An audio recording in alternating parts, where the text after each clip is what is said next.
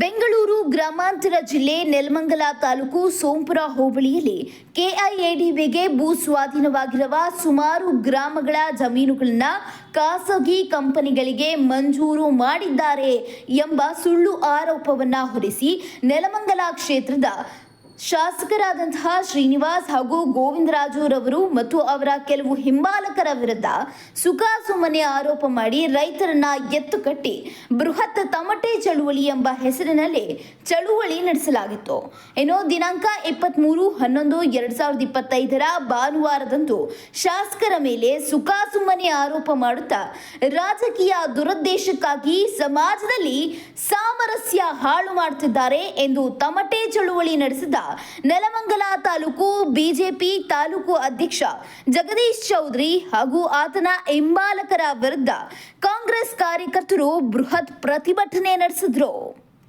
ಇನ್ನು ಈ ಕುರಿತು ಪ್ರತಿಭಟನಾಕಾರರು ಮಾತನಾಡಿದ್ದು, ಜಗದೀಶ್ ಚೌಧರಿ ಹಾಗೂ ಆತನ ಹಿಂಬಾಲಕರು ಶಾಂತವಾಗಿರುವ ನೆಲಮಂಗಲ ಕ್ಷೇತ್ರದಲ್ಲಿ ಜಾತಿ ವಿಷಬೀಜ ಬಿತ್ತಿ ಸಮಾಜದಲ್ಲಿ ಗೊಂದಲ ಸೃಷ್ಟಿಸುತ್ತಿದ್ದಾರೆ.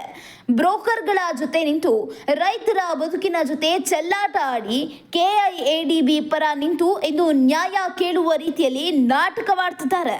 ಶಾಸಕರ ಅಭಿವೃದ್ಧಿ ಕಾರ್ಯ ಸಹಿಸದೆ ಶಾಸಕರ ಫೋಟೋ ಬಳಕೆ ಮಾಡಿ ಆಧಾರ ರಹಿತ ಆರೋಪ ಮಾಡಿ ಹುನ್ನಾರ ಎಸಗಿದ್ದಾರೆ. ಅವರ ಬಳಿ ಯಾವುದೇ ಆಧಾರವಿಲ್ಲ. ನಾವು 25ನೇ ತಾರೀಕಿನಂದು ಪ್ರತಿಯೊಂದು ಆಧಾರ ಸಮೇತವಾಗಿ ಮಾತನಾಡ್ತೇವೆ. ಇದೇ ರೀತಿಯಾಗಿ ಶ್ರೀನಿವಾಸ್ ರವರ ಮೇಲೆ ಹಾಗೂ ಗೋವಿಂದರಾಜುರವರ ಮೇಲೆ ಸುಳ್ಳು ಆರೋಪಗಳನ್ನು ಮಾಡುತ್ತಾ ಸ್ವಾಸ್ಥ್ಯ ಸಮಾಜದಲ್ಲಿ ಅಶಾಂತಿಯನ್ನ ಸೃಷ್ಟಿ ಮಾಡಿದ್ರೆ, ತೇಜೋವಧೆ ಮಾಡಿದ್ರೆ ಇಂದು ಸಾಂಕೇತಿಕವಾಗಿ ಹೋರಾಟವನ್ನ ಮಾಡಿದ್ದೇವೆ. ಮುಂದಿನ ದಿನಗಳಲ್ಲಿ ಉಗ್ರ ಹೋರಾಟವನ್ನ ಮಾಡಬೇಕಾಗ್ತದೆ ಎಂದು ಹೇಳಿದ್ದು, ಇದೆಲ್ಲವನ್ನ ಇಲ್ಲೇ ನಿಲ್ಲಿಸಿದ್ರೆ ಒಳ್ಳೆಯದು ಎಂಬ ಖಡಕ್ ಎಚ್ಚರಿಕೆಯನ್ನ ನೀಡಿದ್ದಾರೆ. ನಕಲಿ ಲೇಔಟ್ ನಿರ್ಮಿಸಿ ನಕಲಿ ನಿವೇಶನ ಮಾರಾಟ ಮಾಡಿ ಬಡ ಜನರ ಬದುಕಿಗೆ ಪೆಟ್ಟು ನೀಡಿದ ವ್ಯಕ್ತಿ, ಅರಣ್ಯ ಪ್ರದೇಶದಲ್ಲಿ ಅಕ್ರಮವಾಗಿ ಗಣಿಗಾರಿಕೆ ಮಾಡಿಕೊಂಡು ರೈತರ ಜಮೀನಿಗೆ ಅಕ್ರಮವಾಗಿ ಬೇಲಿ ಹಾಕಿ ರೈತರನ್ನ ವಂಚಿಸಿ ಪ್ರಕರಣ ದಾಖಲಿಸಿಕೊಂಡಿರುವ ವ್ಯಕ್ತಿ ಎಂದು ರೈತರ ಪರವಾಗಿ ನಿಂತು ಪ್ರತಿಭಟನೆ ಮಾಡಲು ಸಾಧ್ಯವೇ ಇಲ್ಲ ಎಂದು ಅವರನ್ನ ಖಂಡಿಸಿ ಮರಳು ದಂಧೆ ಹಾಗೂ ಮಣ್ಣು ಕಳ್ಳರ ಕಿಂಗ್ ಪಿನ್ನ ಸಮಾಜ ಘಾತುಕ ಚಟುವಟಿಕೆ ನಿಲ್ಲಲಿ, ಸಮಾಜದಲ್ಲಿ ಶಾಂತಿ ಉಳಿಯಲಿ ಎಂದು ಘೋಷಿಸುತ್ತಾ ಹತ್ತಾರು ಪ್ರಕರಣಗಳೊಂದಿಗೆ ಸಮಾಜಘಾತುಕ ಶಕ್ತಿಯಾಗಿರುವ ವ್ಯಕ್ತಿಯ ಮೇಲೆ ಕಾನೂನು ಕ್ರಮವಾಗಲೇಬೇಕೆಂದು ಒತ್ತಾಯಿಸಿ ಬೃಹತ್ ಪ್ರತಿಭಟನೆ ನಡೆಸಲಾಯಿತು. ಹಿಂದೆ ಗೊತ್ತಿಲ್ಲ, ಮುಂದೆ ಗೊತ್ತಿಲ್ಲ, ಹಳ್ಳಿ ಜನ ಏನ್ ಮಾಡೋದವಾಗ ಸರಿ, ನಮ್ಗೆ ಯಾರಾದ್ರು ಬೇಕು, ಸ್ಟ್ರಾಂಗ್ ಲೀಡರ್ ಬೇಕು, ಆಮೇಲೆ ನೆಕ್ಸ್ಟ್ ಇಯರ್ ಹೆಚ್ಚು ಕಮ್ಮಿ ಆದಾಗ ಮುಂದೆ ನಡೆಸೋರು ಬೇಕು ನಮ್ಗೆ ಅನ್ಬಿಟ್ಟು ಏನ್ ಮಾಡಿದ್ವಿ, ಗೋವಿಂದನ ಹತ್ರ ಹೋದ್ವಿ. ಅಣ್ಣ ಈ ಕೆಲಸ ಬಂದೈತೆ, ಬನ್ನಿ ನೀವು ನಮ್ಮ ಜೊತೆ ಸೇರ್ಕೊಳ್ಳಿ ಅಂತ. ಅವರು ನಮಗೆ ಕೆಲಸ ಕೊಡಲಿಲ್ಲ, ನಾವು ಅವ್ರ ಜೊತೆ ಸೇರಿಸ್ಕೊಂಡು ಕೆಲಸ ಮಾಡ್ತಾ ಇದ್ದೀವಿ. ನಾವು JDS ಅವರು ಇದ್ದೀವಿ, ಬಿಜೆಪಿ ಅವರು ಇದ್ದೀವಿ, ಕಾಂಗ್ರೆಸ್ ಅವರು ಇದ್ದೀವಿ, ಎಲ್ಲ ಜೊತೆಗೆ ಪಕ್ಷಾತೀತವಾಗಿ ಮಾಡ್ತಾ ಇದ್ದೀವಿ. ಇವೆಲ್ಲ ಅಲಿಗೇಷನ್ಸ್ ಎಲ್ಲ ಯಾಕೆ ಮಾಡ್ಬೇಕು ಇವರು? ಒಂದ್ ಜೊತೆ ನಾವೆಲ್ಲ ಹಿಂಗ್ ಮಾಡ್ತಾ ಇಲ್ವಾ? ಆಮೇಲೆ ಇಲ್ಲೂ ಇದೇ ಹುಡುಗರಿಗೆ ಜಮೀನು ಹೋದವ್ರಿಗೆ ಇವರು ಗೋವಿಂದ ಕೆಲಸ ಕೊಟ್ಟವ್ರೆ, ಅವರೇ ಮಾಡ್ತಾವ್ರೆ. ಅವರೇ ಮಾಡ್ತಿರ್ಬೇಕಾದ್ರೆ ಇವೆಲ್ಲ ಯಾಕೆ ಇದು ಮಾಡ್ಕೊಂಡು ಇದು ಮಾಡ್ಬೇಕು ಇವರು? ಮಾಡಬಾರ್ದು. ದಯವಿಟ್ಟು ಗೋವಿಂದನಾಗೆ ಕೆಟ್ಟಿಸುತ್ತಿರುವಂತ ಕೆಲಸನ ಮಾಡಕ್ ಹೋಗ್ಬೇಡಿ. ಪಾಪ ಅವರು ಹೆಂಗೋ ಈ ಜನಸೇವೆ ಮಾಡ್ಕೊಂಡು ಆರಾಮಾಗವ್ರೆ, ಅವ್ರಿಗೆ ಯಾಕೆ ಬೀದಿ ತಂದ್ಬಿಟ್ಟು ಈ ತರ ಕೆಲಸಗಳು ಮಾಡ್ತಾರೆ. ಒಂದೆಲ್ಲ ಸೇರಿದ್ರು, ಅದು ವಿರುದ್ಧವಾಗಿ ನಾವು ನಮ್ಮ ಹೋಬಳಿ ಮಟ್ಟದಲ್ಲಿ ಅಶಾಂತಿ ಸೃಷ್ಟಿ ಮಾಡ್ತಾ ಇರೋ ವಿರುದ್ಧವಾಗಿ ನಾವು ಪ್ರತಿಭಟನೆ ಮಾಡ್ತಾ ಇದ್ದೀವಿ.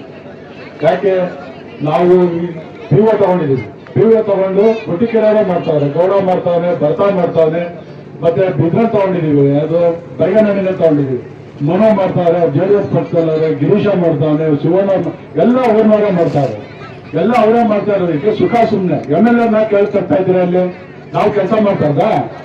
ನಾವು ಹಂಗಾದ್ರೆ ನೀವು ಇಲ್ಲಿ ಬಂದ್ಬಿಟ್ಟು ಕೆಲಸ, ನಾವೇನು ಪಾಕಿಸ್ತಾನ ಅಂತ ಬಂದಿದೀವ? ನಾವು ಸೋಂಪುರ ಹೋಗ್ಲಿಲ್ವಾ? ನೀವು ಬಂದು ಯಾಕೆ ಸೃಷ್ಟಿ ಮಾಡ್ತಾ ಇದ್ದೀರಾ ಎಂದು ಬಂಧುಗಳನ್ನೆಲ್ಲ ನೀವು? ನಾವೇನು ಅಕ್ರಮವಾಗಿ ಎಲ್ಲರೂ ಗೋಮರದಲ್ಲಿ ಅಕ್ರಮ ಲೇಔಟ್ ಮಾಡಿ ಏನಾದ್ರು ಮಾರಾಟ ಮಾಡ್ತಾ ಇದೀವಾ? ಫಾರೆಸ್ಟ್ ನಲ್ಲಿ ಏನಾದ್ರು ನಾವು ಅಕ್ರಮವಾಗಿ ಗಣಿಗಾರಿಕೆ ಮಾಡ್ತಾ ಇದೀವಾ? ಯಾರ್ಯಾರು ಕಂದಾಯ ಜಮೀನ್ಗೆ ಏನಾದ್ರು ಹೋಗಿ ಇದು ಕೈ ಹಾಕಿ ಬೇಲೆ ಹಾಕಿದೀವ? ಜಗದೀಶ್ ಚೌಧರಿ, ಯಾಕಪ್ಪ ಹಿಂಗೆಲ್ಲ ಮಾಡ್ತಾ ಇದೀಯಾ?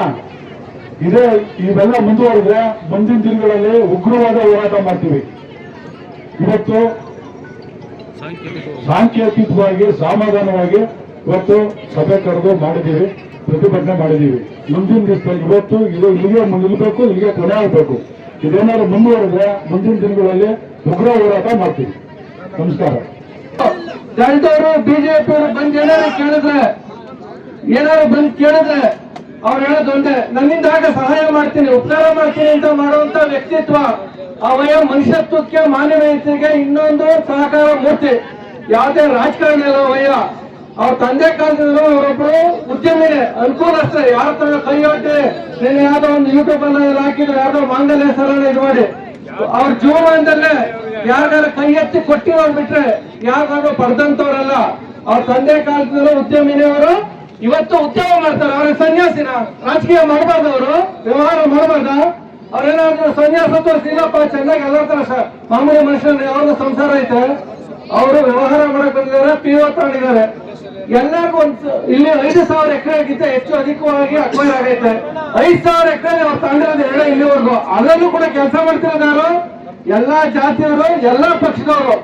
ಅವ್ರೇ ಟ್ರಾಕ್ಟರ್ ಬಿಟ್ಟಿಲ್ಲ, JCB ಬಿಟ್ಟಿಲ್ಲ, ಇಟಾಚಿ ಬಿಟ್ಟಿಲ್ಲ, ಅವ್ರು ಯಾವುದೇ ಇಲ್ಲ. GST holder, income tax payer, accountable ದುಡ್ಡು ಬರ್ತದೆ ಟ್ರಾ ಮಾಡ್ಕೊಡೋದಕ್ಕೆ ಮಾತ್ರ ಅವ್ರು ಮಡಿಕೊಂಡವ್ರೆ. ಲಾಭಕ್ಕೆ ಮಡಿಕೊಂಡಿಲ್ಲ, ಕೆಲಸ ಮಾಡಿಸ್ಕೊಳಕ್ ಮಡಿಕೊಂಡಿರೋದು ಅಷ್ಟೇ ಅವ್ರನ್ನ. ಹೌದು, ನಮ್ಮ ಹೋಬಳಿಯಲ್ಲಿ ನಾವೊಬ್ರು ನಾವಿಬ್ರು ಬೇಕು, ಒಂದು ದೋಣಿ ನಡ್ಸಕ್ಕೆ ಒಬ್ಬ ನಾವಿಕಬೇಕು, ಹೋಬಳಿ ನಡ್ಸಕ್ಕೆ ಯಾರು ಬೇಡ.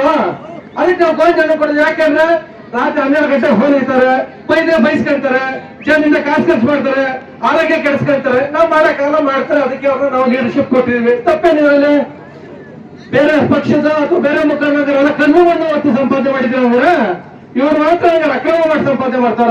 ಕೊಡಿ, ಯಾವ್ದಾರು ಅಕ್ರಮ ಮಾಡಿ ಸಂಪಾದನೆ ಮಾಡಿದ್ರೆ ದಾಖಲಾತಿ ಕೊಡಿ.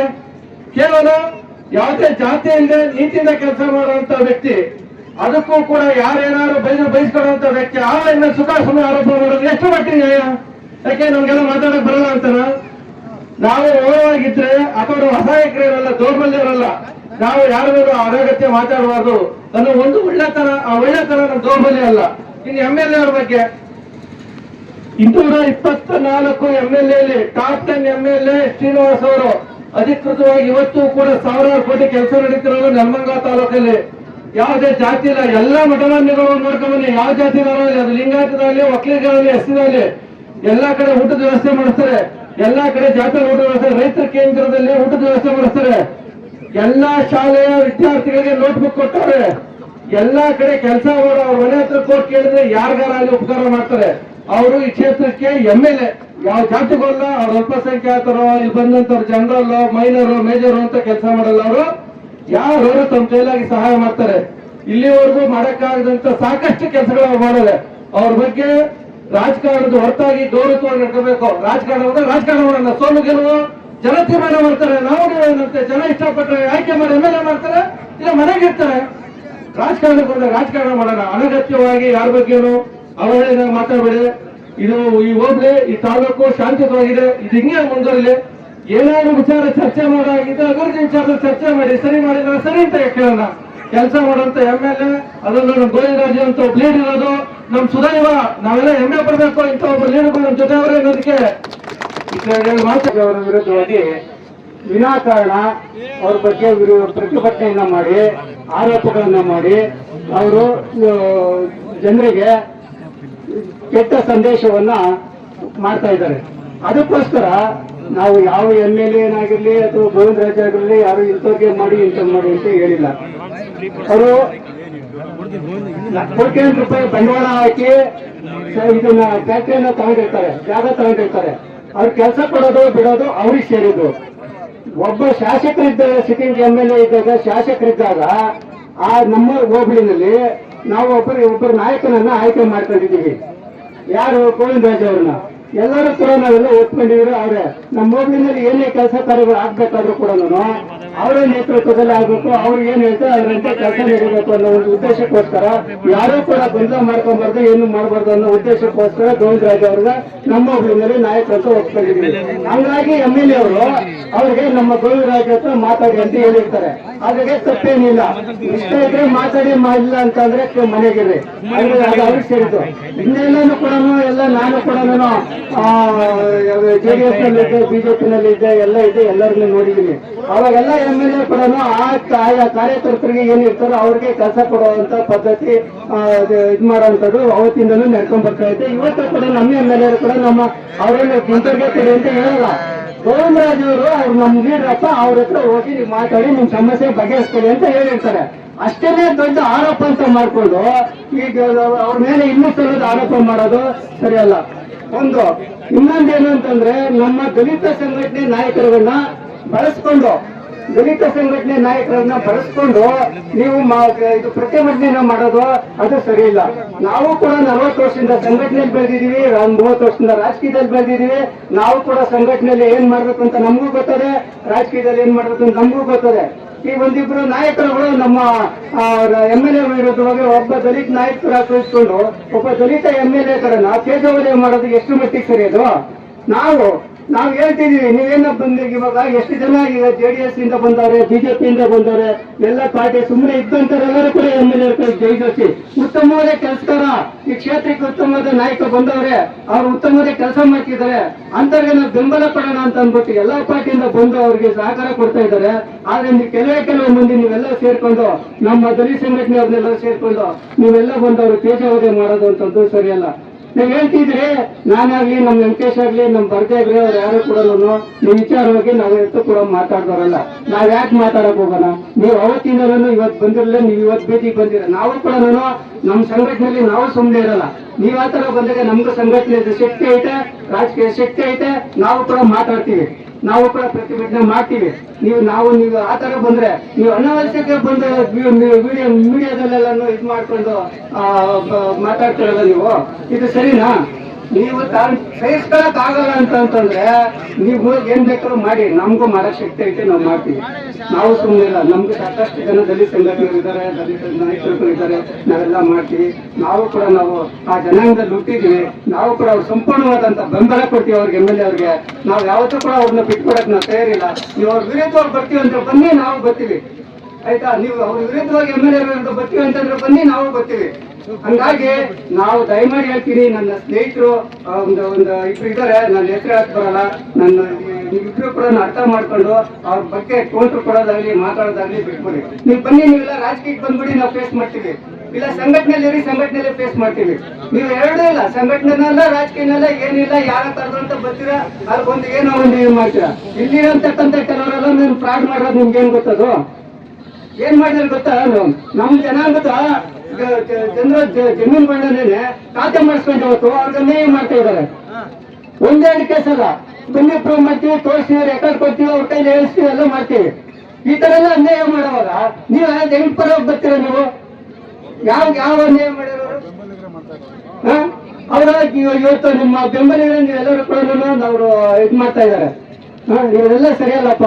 ದಯವಿಟ್ಟು ಹೇಳ್ತಿದ್ದೀನಿ, ನಮ್ಮ ಸ್ನೇಹಿತರುಗಳೇ, ದಯವಿಟ್ಟು ಅದನ್ನೆಲ್ಲ ಬಿಟ್ಟಾಕ್ಬಿಡಿ. ನೀವು ನೋಡಿ, ನೀವು ಮಾಡಿ ರಾಜಕೀಯ ಮಾಡ್ತೀರ, ಮಾಡಿ ಸಂಘಟನೆಯಲ್ಲಿ ನೋಡ್ತೀವಿ ಬಿಡಿ. ನಾವೆಲ್ಲ ನಿಮ್ಗೆ ಒಳ್ಳೆ ಹೆಸರಿದೆ, ಒಳ್ಳೆ ಹೆಸರು ಇಟ್ಕೊಂಡಿದ್ದೀರ. ನೀವು ಸಂಘಟನೆಯಲ್ಲಿ ಒಳ್ಳೆ ದುಡ್ದಿದ್ದೀರಾ, ನೀವು ಹೆಸರು ಮಾಡಿದ್ರೆ ಕರ್ನಾಟಕತೆ ಅಂತ. ಆ ಹೆಸರು ಹಂಗೆ ಉಳಿಸ್ಕೊಂಡೋಗಿ. ದಯವಿಟ್ಟು ಇಂಥ ಸಣ್ಣ ಪುಟ್ಟ ವಿಚಾರಕ್ಕೆಲ್ಲ ತಲೆ ಹಾಕ್ಬೇಡಿ.